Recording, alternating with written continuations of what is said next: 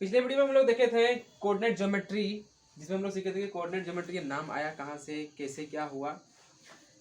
इसका थोड़ा सा रिकैप कर लेते हैं। मान लिया जाए कोई एक पॉइंट है, इसका लोकेशन हमको बताना है। इसका लोकेशन बताने के लिए हम क्या किए, एक लाइन ऐसे करके खींचे और दूसरा लाइन ऐसे करके खींच दिए। अब क्या कर रहे हैं, ये पता कर रहे हैं कि ई पॉइंट जो है और इस जो इंटरसेक्शन पॉइंट है इसको हम लोग कुछ जीरो मान रहे हैं। इन पॉइंट का लोकेशन कैसे पता किया जा सकता है, इसमें इसके रेस्पेक्ट और इसके रेस्पेक्ट में। एक तरीका है कि यह पॉइंट जो है यहां से इधर कितना दूर गया है और फिर इधर से इधर कितना गया है। अर्थात इस पॉइंट पर पहुंचने के लिए हमको क्या करना पड़ेगा, यहां से ओरिजिन से स्टार्ट किए हैं, फिर हम लोग यहां से लेकर यहां तक आए और फिर यहां से ऊपर से ले गए। इसका मतलब क्या कर रहा है, ई पॉइंट जो है दो तरह का मेजरमेंट पर निर्भर कर रहा है, एक हॉरिजॉन्टल मेजरमेंट और एक वर्टिकल मेजरमेंट। तो इस तरह का मेजरमेंट करके, इस तरह का सिस्टम का यूज करके हम लोग किसी पॉइंट का लोकेशन बताते हैं। तो इस तरह का मैथमेटिकल ब्रांच को हम लोग बोलते हैं कोऑर्डिनेट ज्योमेट्री। अब हम लोग नेक्स्ट टर्म सीखते हैं ऑर्डर्ड पेयर। ऑर्डर्ड पेयर का डेफिनेशन क्या है, when we take two objects in some specific order, then the pair of objects is called an ordered pair। Order pair को लिखा कैसे जाता है, ऑर्डर पेयर को लिखा जाता है, ordered pair is written in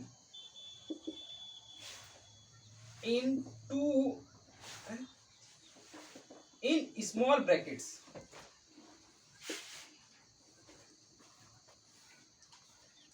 placing between the objects a comma। हम लोग क्या करते हैं, दोनों ऑब्जेक्ट को क्या करते हैं, कोमा से बीच में कोमा डाल देते हैं। जैसे ए एक नंबर लिया, बी एक ऑब्जेक्ट है, बी एक ऑब्जेक्ट है, स्मॉल ब्रैकेट के भीतर में रखना है और उसको कोमा से सेपरेट करना है। तो इस तरह का जो, और लेकिन क्या होना चाहिए इसमें, एक बहुत बड़ा बात है कि स्पेसिफिक ऑर्डर में होना चाहिए। इसका मतलब इसको लिखने के लिए जो है कोई ना कोई एक रूल लगना चाहिए। इसको एग्जांपल के तौर पर समझते हैं हम लोग।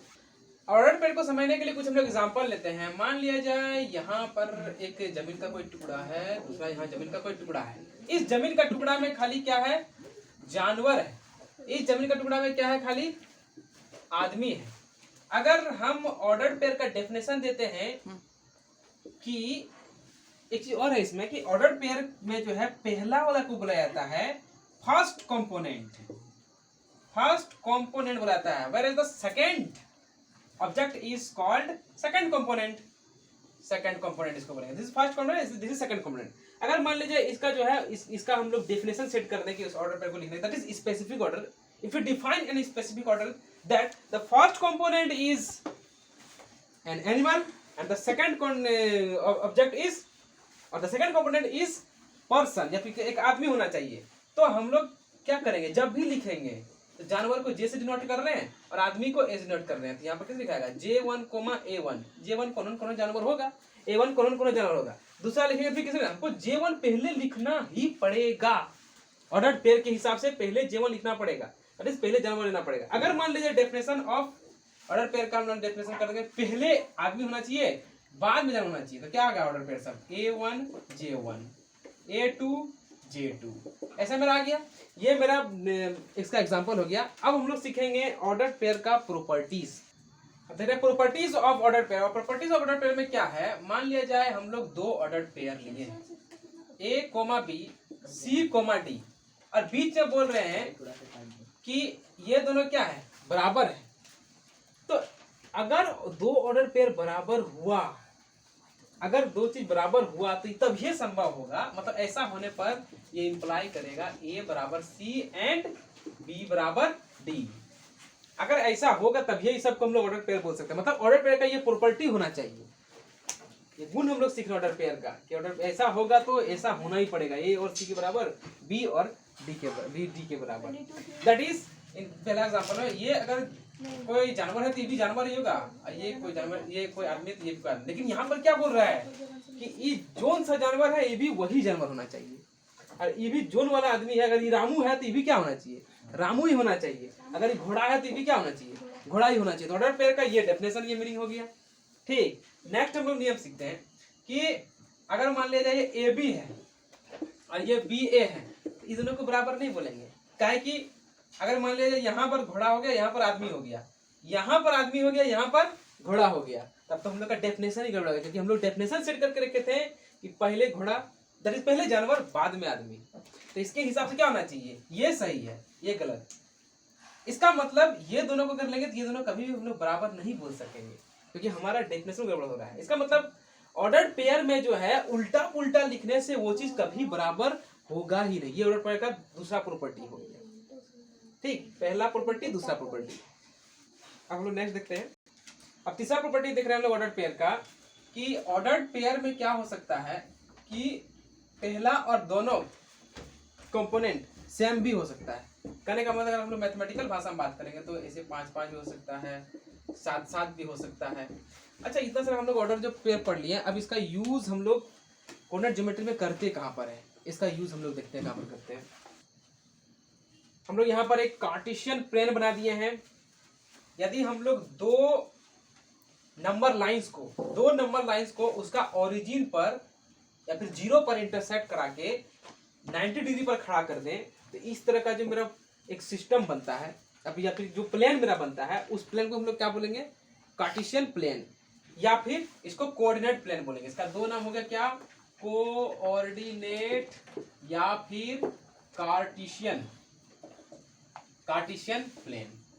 मतलब इसका दो नाम हो गया, कोऑर्डिनेट या फिर कार्टेशियन प्लेन। कार्टेशियन प्लेन में क्या होता है, a cartesian plane is consisting of 2 number lines saying x o x prime y o y prime, both lines are mutually perpendicular to each other। दोनों एक दूसरे से 90 डिग्री पर होता है। अब हम लोग ऑर्डर पेयर सीखे थे, उसका यहाँ पर यूज क्या होता है वो चीज हम लोग देखते हैं। फॉर एग्जांपल अगर मान लीजिए यहाँ पर एक पॉइंट लिए हम लोग, तो इसका अब हम लोग यहाँ पर क्या, अगर हम लोग इस यहाँ पर पॉइंट ले तो हम लोग जान रहे हैं कि इसको लिखना कैसे है। पहला 3 बाद में 2, यहाँ पर लिए हैं 3 और ये पर 2 के हिसाब से लिए। क्यों, हम लोग यहाँ पर क्या नियम सेट कर दिए हैं, ये भी ऑर्डर पेयर में ही है, लेकिन इसका नियम एक सेट किया, इसलिए इसको ऑर्डर पेयर बोल रहे हैं। क्या नियम इसमें सेट किए हैं कि पहला वाला पहला जो है एक्स कोऑर्डिनेट ही लिखाएगा, दूसरा Y coordinate. That is the first component must be from the X axis whereas the second component must be from the Y axis. तो ये मेरा क्या हो गया, ये पहला शर्त तो मेरा सेटिंग कर दिया ऑर्डर पेयर का। अच्छा, अगर हम लोग इस जगह पर एक पॉइंट लेते हैं, इससे क्या होता, 2 होता, मान के चलते हैं 2 ये 3, तो यहां से हम लोग यहाँ पर देख सकते हैं कि ये पॉइंट, इस पॉइंट का नाम ए देते हैं, ये पॉइंट का नाम बी देते हैं। तो ये पॉइंट ए, नंबर सब तो लगभग सेम यूज हुआ है, लेकिन ऑर्डर चेंज कर दिए, ये 3-2 है, ये 2-3 है। तो यहाँ पर देख सकते हैं कि दोनों का दोनों चीज सेम नहीं है, ये पॉइंट यहाँ है, ये पॉइंट कहीं और चले गया है। अर्थात ऑर्डर का जो है मेरा प्रॉपर्टी था, थर्ड प्रॉपर्टी, उसको सेटिस्फाई कर दिया है। यहाँ पर हम लोग देख रहे हैं कि 3-2 is not equal to 2-3। Order का पहला तो ऑर्डर का डेफिनेशन सेटिस्फाई किया, कोई ना कोई नियम लग गया इसमें। दूसरा क्या सेटिस्फाई किया कि उल्टा पुल्टा लिख रहे तो दोनों जो है पेयर सब बराबर नहीं है। ठीक, अब तीसरा चीज के बारे में हम लोग सोचते हैं, क्या कि अगर मान लिया जाए कि इस पूरे प्लेन में कोई हम लोग ऐसा एक पॉइंट लिए, इसको हम नाम दिए ए बी, अब फिर इसी चीज को जो है दूसरा हम एक्स वाई के बराबर एक्स वाई नाम दे रहे हैं। इसी पॉइंट को ए बी से नाम दे रहे हैं, और उसी पॉइंट को दूसरा ऑर्डर पेयर एक्स वाई से नाम दे रहे हैं। तो चूंकि ये पोजीशन तो फिक्स है ना, ये पोजीशन फिक्स है, तो इसके हिसाब से तो मेरा एक्स का क्या एक कितना मिलेगा, मान लीजिए 4.5, और इसके हिसाब से यहाँ -2.5, दैट इज -2.5। इसको अगर हम लोग दो तरीका से लिखेंगे ऐसे करके, तो हर बार हमको a और x का मान क्या लेना पड़ेगा, 4.5, और b और y का मान क्या लेना पड़ेगा, -2.5। इसका मतलब एक कोऑर्डिनेट सिस्टम से हम लोग इस चीज को बोल सकते हैं कि अगर ए बी बराबर है एक्स वाई से, इसका मतलब क्या, हम लोग जान रहे हैं कि ए बी मतलब क्या, कोई ना कोई पोजीशन होगा। ए बी मतलब कोऑर्डिनेट सिस्टम में क्या होगा, कोई ना कोई एक पोजीशन होगा, और ई भी कोई ना कोई पोजीशन होगा। अब बोल रहे हैं क्या, दोनों पोजीशन क्या है, सेम है, दोनों पोजीशन सेम है। इसका मतलब कोऑर्डिनेट प्लेन में जो है कोई ऐसा दो को डिफरेंट पोजीशन हो सकता है कि दोनों को सेम बोल दें हम लोग, नहीं हो सकता है। इसका मतलब यहाँ से क्या हो गया कि ये दोनों पोजीशन क्या होना चाहिए, सेम पॉइंट पर ही होना चाहिए, सेम पॉइंट होना चाहिए। इसका मतलब उसका कोऑर्डिनेट सब भी क्या हो जाएगा, दोनों का फर्स्ट वाला कंपोनेंट बराबर होगा, सेकंड वाला कंपोनेंट बराबर होगा। तो ये जो है ऑर्डर पेयर का जो है सेकंड प्रॉपर्टी जो हमने देखे थे, उसको भी ये सेटिस्फाई कर दिया, ठीक है। और जो है लास्ट था क्या कि यहाँ पर देखेंगे तो 1 1 आ जाएगा, बराबर भी हो सकता है यहाँ, और कहीं पर लेंगे, दिस इज नॉट, यहाँ पर लेना पड़ेगा इस जगह पर 1 1, बिकॉज इस जगह में लेंगे तो हम लोग -1 और 1 आएगा, बराबर नहीं है, 1 1 हो जाएगा। फिर बीच में कहीं कहीं 2 2 आ जाएगा, उस तरह कहीं कहीं बीच में 3 3 आ ही जाएगा। तो सब तरह का डेफिनेशन सेटिस्फाई किया। इसका मतलब हम क्या बोल सकते हैं, एक प्लेन में प्लेन जो है, जो पॉइंट होता है, वो इस सब को हम लोग क्या बोलेंगे, ऑर्डर्ड पेयर से ही वो लोग बना हुआ होता है। प्लेन का हर एक plane is a set of ordered pair. ये हो गया हमारा। अब नेक्स्ट हम लोग सीखते हैं क्वाड्रेंट्स एंड साइन कन्वेंशन। तो क्वाड्रेंट्स क्या होता है, हम लोग अभी देखें, मान लीजिए ये एक प्लेन है। अब प्लेन को जो है अगर हम लोग इसको कार्टेशियन प्लेन में डिवाइड करेंगे तो हम लोग क्या करना है, दो ठो हॉरिजॉन्टल, एक हॉरिजॉन्टल और एक वर्टिकल लाइन जो है हमको एकदम 90 डिग्री पर करना पड़ेगा इंटरसेक्ट, दोनों का एकदम ओरिजिन पॉइंट पर इंटरसेक्ट करना पड़ेगा। तो यहाँ पर देखना कि प्लेन क्या हो जाएगा, 4 पार्ट में मेरा बढ़ जाएगा। तो इधर से हमको चलना है, जिसमें क्या बोलेंगे, इसको हम लोग बोलेंगे फर्स्ट क्वाड्रेंट, ठीक है, इसको बोलेंगे हम लोग सेकंड क्वाड्रेंट, इसको बोलेंगे हम लोग थर्ड क्वाड्रेंट, इसको हम लोग बोलेंगे फोर्थ क्वाड्रेंट। तो हो गया, ये नाम हो गया, नोमेनक्लेचर हो गया क्वाड्रेंट्स का। अब हम लोग सीखते हैं next sign convention. Sign convention कैसे होगा, हम लोग जानते हैं, इसको हम लोग क्या बोलते हैं, x, this is ex prime, इसको हम लोग क्या बोलते हैं, वाई, इसको क्या बोलते हैं हम लोग, वाई प्राइम बोलते हैं। अब हम लोग जानते हैं कि जहां एक्स विदाउट प्राइम वाला पॉजिटिव होता है, इधर जीरो के पीछे नेगेटिव, जीरो के नीचे नेगेटिव। तो अब इसमें जो है जो भी ऑर्डर पेयर मेरा आएगा, तो एक्स से जो भी आएगा मेरा पहला पॉजिटिव नंबर आएगा कि नहीं आएगा, ठीक है।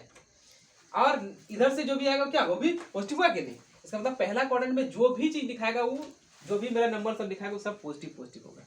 ये साइन कन्वेंशन हो गया। सेकंड का क्या होगा, हमको पहला इसी से चूज करना है, माइनस और फिर प्लस।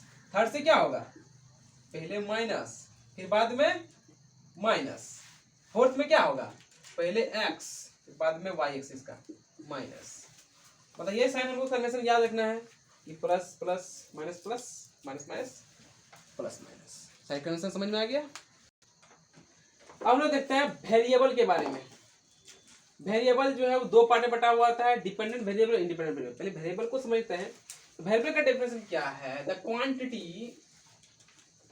क्वांटिटी दैट वेरीज, ठीक है, वैसा क्वांटिटी जो वेरी करता है, वेरी माने बदलते रहता है, ठीक, उस क्वांटिटी को हम लोग क्या बोलेंगे, वेरिएबल क्वांटिटी बोलेंगे।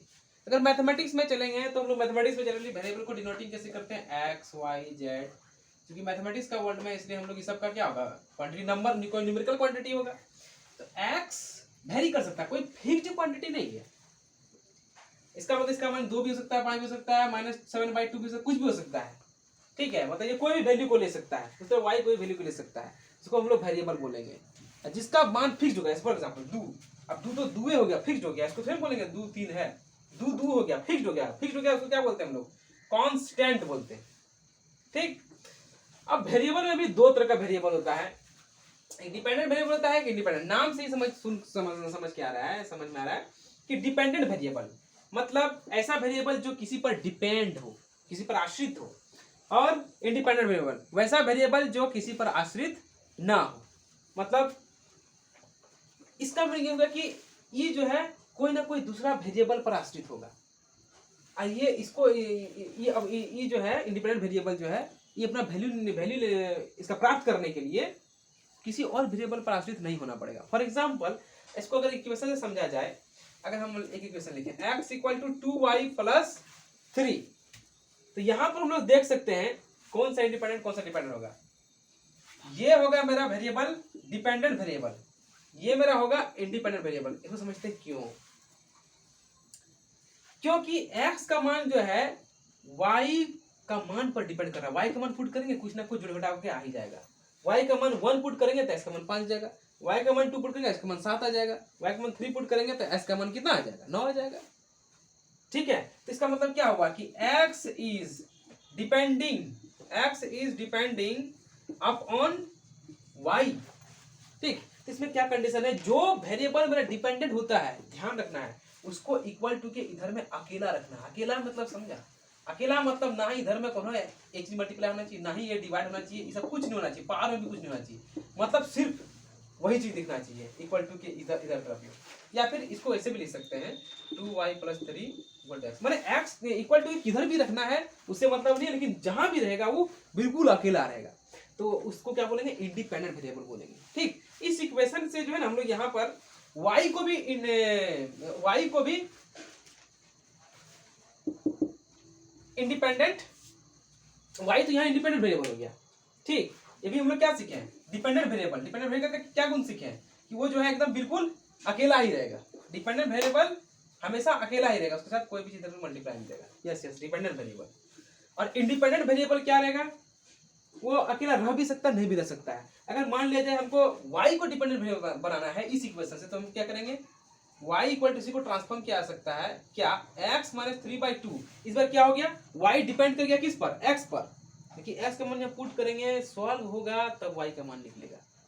अर्थात फाइनली बोला जाए तो जो भी डिपेंडेंट वेरिएबल होगा वो अकेला होगा, और जो इंडिपेंडेंट होगा वो अकेला हो भी सकता है, नहीं भी हो सकता है। बिकॉज अगर मेरे पास ऐसा इक्वेशन आ गया y इक्वल टू x, जब y का वैल्यू इसके हिसाब से निकालेंगे तो उसमें क्या हो जाएगा? y डिपेंडेंट x इंडिपेंडेंट, मतलब जिसका वैल्यू पहले पुटिंग हो रहा है इंडिपेंडेंट रूप से, अपने मन से जो मन से पुट कर रहे हैं। ठीक, और फिर उसके हिसाब से फिर दूसरा का वैल्यू आ रहा है।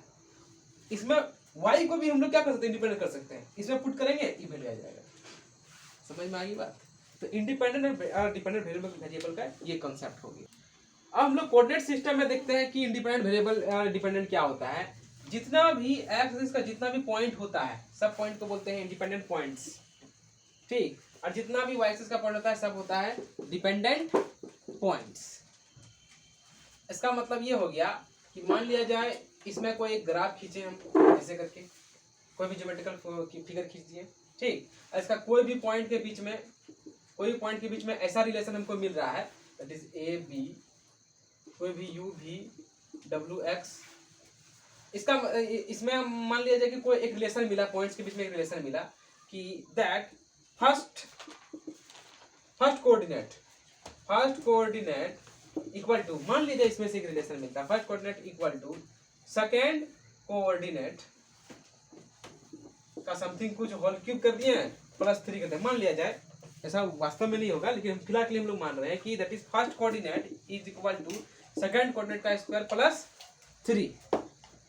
ठीक, देन अब हमको क्या करना है? हम लोग इसे अभी हम लोग सीखे कि इसी को हमको क्या करना है, this is independent variable and this is independent axis, dependent axis. इसको हमको क्या करना पड़ेगा? हमको y equal to X minus 3 under root solve करेंगे, बिकॉज हमको y को क्या रखना है? डिपेंडेंट रखना है। मतलब इंडिपेंडेंट को क्या करना पड़ेगा? डिपेंडेंट को क्या करना पड़ेगा? अकेला करना पड़ेगा। तो किसी भी इक्वेशन में हम लोग किसी चीज को जो है इंडिपेंडेंट और डिपेंडेंट हम लोग बना सकते हैं। तो यहाँ ये ध्यान रखना है कि एक्सिस इंडिपेंडेंट, ये डिपेंडेंट।